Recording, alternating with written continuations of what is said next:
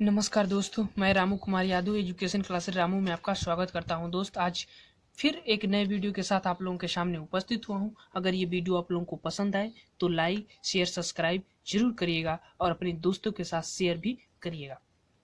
दोस्तों, मैं एक समाज चैप्टर को लेकर आया हूँ जो कि हर एक एग्जाम के पॉइंट ऑफ व्यू से महत्वपूर्ण माना जाता है और इसमें से हर एक एग्जाम में 2 से 1 क्वेश्चन जरूर बनता है। तो आप इस चैप्टर को जरूर देखिएगा और पूरा वीडियो देखिएगा, तभी आप लोगों को ये समझ पूरा आएगा। चलिए तो हम वीडियो स्टार्ट करते हैं।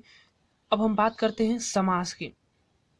देखिए, समास समास 2 शब्दों से मिलकर बना होता है, सम प्लस आस। सम का मतलब अर्थ होता है पास और आस का मतलब होता है रखना। यानी जब हम 2 शब्दों को जब पास पास रखते हैं और उसको मिलाकर एक सार्थक शब्द बनाने की प्रक्रिया को क्या कहते हैं? समास कहते हैं। जैसे मैंने गंगा और जल, ये दोनों शब्द हैं, अलग अलग हैं, और जब इनको हम पास में रखा तो एक समस्त पद यानी समास बना, जिसका नाम हुआ गंगा जल। तो ये एक प्रकार का क्या हुआ? समास का रूप धारण कर लेता है। 2 शब्दों के मेल से जो शब्द निर्माण होता है वह समास कहलाता है। समास का कुछ इंपॉर्टेंट पॉइंट है, उसको आप लोग समझ लीजिए। जैसे कि समास का अर्थ होता है संक्षेप, समास का विलोम होता है व्यास, और समास के उपभेदों की संख्या अगर बात की जाए तो 15।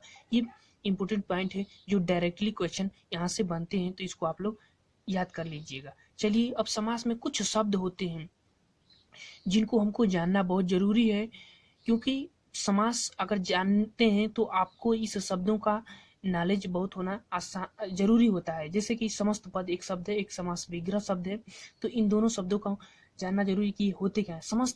समस्त पद को एक्चुअली ऐसा समझा जाता है कि ये समास ही है। समस्त पद यानी जब हम 2 शब्दों को मिलाते हैं, जैसे यहाँ देखिए मैंने 2 शब्दों को जब मिलाया तो एक शब्द बना हथकड़ी, बनाना। तो ये जो शब्द है ये समस्त पद कहलाता है। अब यहाँ शब्द नहीं कह सकते आप। जैसे यहाँ देखिए, हथ को हम पूर्व पद कहेंगे और कड़ी को उत्तर पद, यानी पूर्व शब्द और उत्तर शब्द हम नहीं कह सकते, पूर्व पद और उत्तर पद कहेंगे। यही समस्त पद की विशेषता है। यानी कि जब हम 2 शब्दों को, देखिए हिंदी के जो व्याकरण है उसमें एक बात का ध्यान रखा जाता है कि जब कोई शब्द स्वतंत्र रूप से, जैसे यहाँ ये दोनों शब्द स्वतंत्र है तब तक तो वो शब्द है, लेकिन जब ये दोनों मिलकर किसी तीसरे यानी एक नवीन शब्द की उत्पत्ति करते हैं, उस समय वो शब्द शब्द न होकर पद कहलाते हैं। जैसे ये पूर्व पद और ये उत्तर पद कहलाता है। ठीक, आप लोगों को मैं जो समझाना चाहता हूँ वो समझ गए होंगे कि इसको हम पद कहेंगे, शब्द नहीं कहेंगे। और ये इन दोनों पदों के मिलने से, दोनों शब्दों के मिलने से जो एक नवीन शब्द बनेगा वो समस्त पद कहलाता है। ठीक, अब समास विग्रह। देखिए, समास आप जानते हैं कि शब्दों के मेल को समास, और एक होता है वर्णों के मेल। तो वर्णों के मेल को संधि कहते हैं, ये चीज याद रखिएगा, और शब्दों के मेल को समास कहते हैं। अब समास विग्रह, तो समास जानते हैं, और विग्रह, विग्रह का मतलब होता है अलग अलग करना। यानी एक शब्द को जब आप 2 भागों में बांटते हैं तो उसको समास विग्रह कहा जाता है। जैसे प्रतिदिन, तो प्रतिदिन को जब हम अलग अलग बांटेंगे तो प्रतिदिन, प्रति प्लस दिन, यानी दिन प्लस दिन, ये शब्द निर्माण होगा विग्रह करने पर, दिन प्लस दिन। अब देखिए, जैसे यहाँ गंगा जल, गंगा का जल विग्रह करने पर हथकड़ी, हाथ के लिए कड़ी जो हो, हथकड़ी उसको कहते हैं। तो ये समास विग्रह कहलाता है। यानी एक शब्द को 2 अलग अलग भागों में बांटना समास विग्रह कहलाता है। अब हम समास के प्रकार की बात करेंगे। देखिए, आखिर इस समास के अंदर होता क्या है कि उसके प्रकारों की उत्पत्ति होती है, उसको हम लोग जान लेना बहुत जरूरी है। देखिए, जब हम समासिक प्रक्रिया में समस्त पद बनाते हैं तो उसमें कुछ ना कुछ गुण होता है। तो कभी क्या गुण होता है कि कभी पूर्व पद प्रधान होता है, तो कभी उत्तर पद प्रधान होता है, तो कभी दोनों पद प्रधान होते हैं, तो कभी दोनों पद मिलकर किसी तीसरे पद को प्रधानता करते हैं, तो कभी पहला पद संख्यावाची होता है, तो कभी पहला पद अव्यय होता है, और जो उसके साथ दूसरा शब्द पद मिलता है तो वो भी अव्यय हो जाता है।